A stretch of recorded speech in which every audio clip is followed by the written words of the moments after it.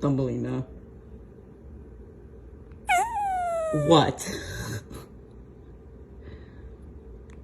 Thumbelina, it's a frog, okay? No, it's a frog. It's a little frog. It doesn't even have teeth. It is not gonna eat you.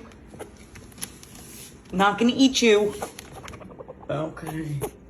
So does that mean I can't invite him in for dinner? No? Okay. Sorry, frog. Thumbelina says you can't come in. He's really tiny, honey. He's really tiny, and frogs don't eat squirrels, okay?